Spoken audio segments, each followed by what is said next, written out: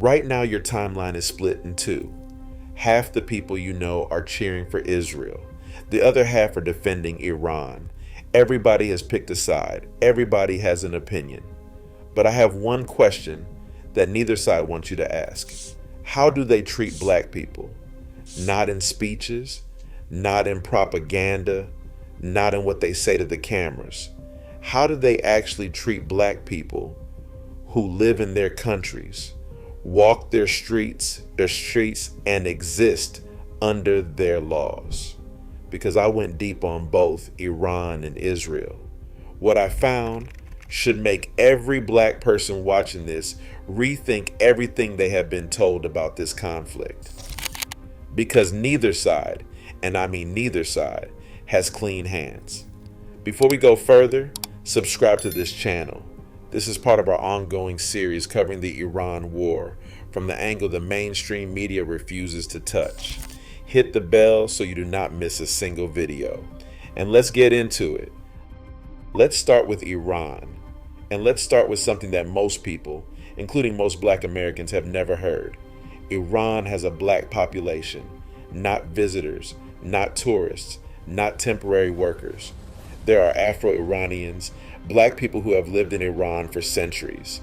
They are concentrated primarily in the southern provinces along the Persian Gulf, in cities like Bandar Abbas, Hormozgan, and in the regions bordering the Gulf of Oman. Estimates vary, but researchers have placed the number anywhere from several 100,000 to over 2 million people, depending on how you define the community and how far back you trace the lineage. And the origin of that community is slavery. The Persian slave trade, which overlapped heavily with the Arab slave trade, brought East African people to Iran over a period spanning more than 1,000 years. From the 7th century onward, enslaved Africans were transported from the coasts of what are now Kenya, Tanzania, Mozambique, Ethiopia, and Sudan into the Persian Gulf region. They were used as laborers, domestic servants, pearl divers, soldiers, and in agricultural work in some of the most brutal conditions imaginable. If you watched our video on the Arab slave trade, and over 150,000 of you did, you already know that this was one of the longest and least discussed slave trades in human history. It predated the transatlantic slave trade by centuries and continued well into the 20th century. Iran did not formally abolish slavery until 1929. Even after abolition, the social consequences never disappeared. Today, Afro-Iranians live in a state of invisibility. They are among the poorest communities in the country. They hold almost no political power. Their cultural traditions, rooted in African music, spiritual practices, and oral history, are marginalized. They are rarely represented in Iranian media, education, or public life. When researchers and journalists have attempted to document their existence, they have been met with resistance from Iranian authorities who would prefer the world did not know this community exists at all. The racism Afro-Iranians face is structural and deeply embedded. The Farsi language itself contains derogatory terms for black people that are still in common use. Colorism is rampant across Iranian society, with darker skin being associated with poverty, low social status, and undesirability. Afro-Iranian women in particular face compounded discrimination, marginalized for their race, their gender, and their economic status simultaneously. And here is something that connects directly to the war happening right now. The southern provinces where most Afro-Iranians live are among the most neglected regions in the entire country. While Tehran poured resources into its military and nuclear programs, these communities were left without adequate schools, hospitals, infrastructure, and economic opportunity. The Iranian regime spent billions on missiles and proxy wars across the Middle East. Meanwhile, the descendants of enslaved Africans living within their own borders were treated as if they did not exist. Some Afro-Iranian activists have spoken publicly about this. The response from the regime was predictable: surveillance, intimidation, and silence. The protests that erupted across Iran in late 2025 and early 2026 included voices from these communities. And when the government began killing protesters, thousands of them, you can be certain that the lives in those southern provinces were not the ones Tehran was concerned about protecting. So that is Iran, a country with a black population born from slavery, maintained in poverty, and erased from public consciousness.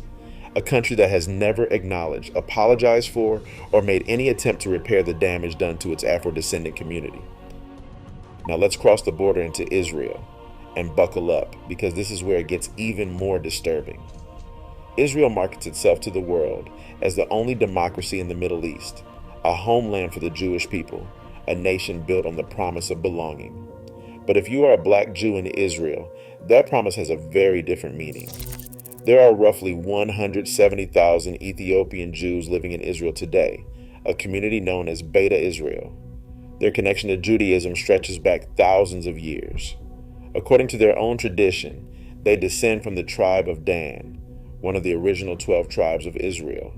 They maintain Jewish practice, ritual, and identity for centuries in isolation in the Ethiopian highlands, long before modern Israel existed. In the 1980s and the 1990s, Israel launched dramatic operations: Operation Moses, Operation Joshua, and Operation Solomon, to airlift Ethiopian Jews out of Ethiopia and Sudan. Thousands were brought to Israel in what was presented to the world as a heroic rescue, a Jewish state bringing its lost people home. But what happened after they arrived tells a very different story. Ethiopian Jews were placed in absorption centers that functioned more like holding facilities. They were subjected to a process of cultural erasure. Their religious practices, which had been maintained for millennia, were deemed insufficient. Ethiopian Jewish religious leaders were told their ordinations were not valid. Community members were required to undergo symbolic conversion rituals, essentially being told that their Judaism was not Jewish enough for Israel.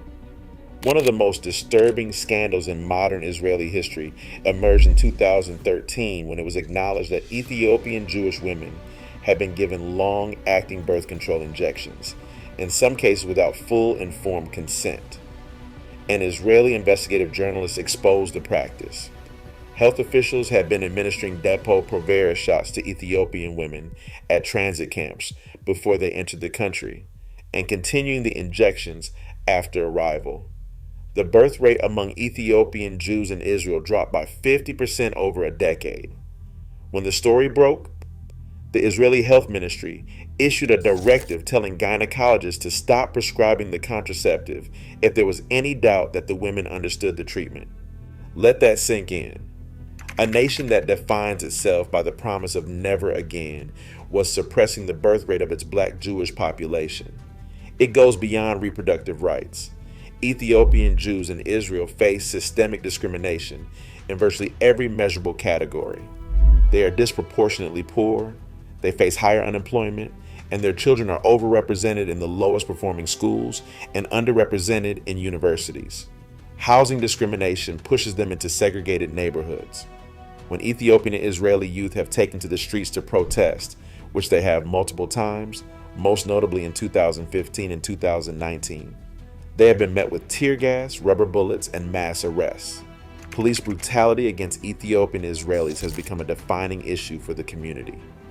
Video after video has surfaced of Israeli police beating, arresting, and harassing Ethiopian Jewish citizens.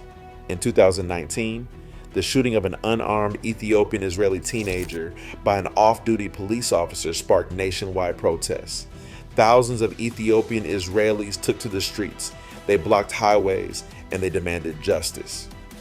The parallels to Black Lives Matter were impossible to ignore, and they were not lost on Black Americans watching from across the ocean. Then there are the African asylum seekers.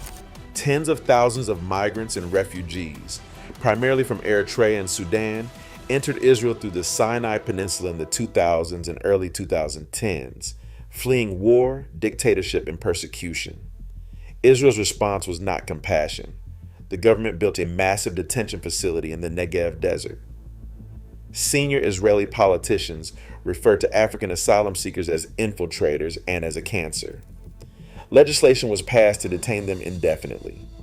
Deportation campaigns were launched, pressuring Africans to leave for third countries in Africa with cash payments and threats of imprisonment.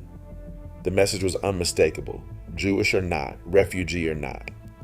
If you were Black in Israel, you were a problem to be managed, not a person to be welcomed. And now, in the middle of this war, Israel is asking the world to support its cause. It is asking for solidarity. It is asking Black Americans, some of whom serve disproportionately in the U.S. military, which is currently fighting alongside Israel, to view this as a fight for democracy and freedom. But democracy for whom? Freedom for whom?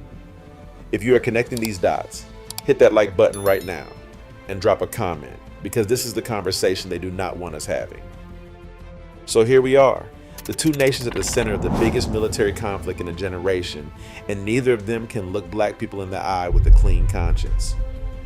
Iran built a Black population through slavery and then pretended they don't exist. Israel rescued Black Jews from Africa and then treated them as second-class citizens in their own promised land. Iran silences its AfroIranian community through neglect and suppression. Israel polices its Ethiopian community through force and systemic exclusion. And both of them, right now today, are asking for your support, your sympathy, your sons and daughters in uniform. This is not about picking a side between Iran and Israel. This is about recognizing that Black people are not a priority for either side. We never have been. We are an afterthought in Iran's domestic policy and a problem to be managed in Israel's social hierarchy. Our history in both nations is one of exploitation, erasure, and control. And yet, Black Americans make up a disproportionate share of the U.S. military that is currently fighting in this conflict. Black tax dollars are funding this war. Black communities will bear the economic consequences of rising oil prices and inflation. And Black voices are being told by both sides to pick a team and cheer. The leaders we study on this channel saw through this decades ago. Malcolm X refused to align with any nation that didn't align with Black liberation. He viewed global conflicts through the lens of what they meant for Black people, not what they meant for empires. He would look at this war and ask one question: what's in it for us? And the answer, as it has been for every war in American history, is nothing. I'm not here to tell you who's right and who's wrong in this war. Smarter people than me are arguing about that, and they can't figure it out either. But I am here to tell you this: before you wave a flag for either side, you deserve to know how that side treats people who look like you. Not what they say in press conferences. Not what their diplomats tweet. How they treat Black bodies in their streets, in their hospitals, in their housing, in their courts, and in their history books. And now you know. Iran erased its Black population. Israel marginalized its Black citizens. And both of them are currently engaged in a war that Black American soldiers are fighting and dying in, while Black communities at home receive nothing in return. That's not opinion. That's documented history. That's data. That's the testimony of AfroIranians and Ethiopian Israelis who have been saying this for years while the world refused to listen. Now you've heard them. Share this video. Send it to everyone in your group chat. Send it to the person who's been arguing online about which side to support. Send it to anyone who thinks this war has nothing to do with Black people, because it has everything to do with us. Subscribe, hit the like, drop a comment, and tell me, did you know about the Afro-Iranian community before today? Did you know what Israel did to Ethiopian Jewish women? I want to hear from you. I'll see you in the next one.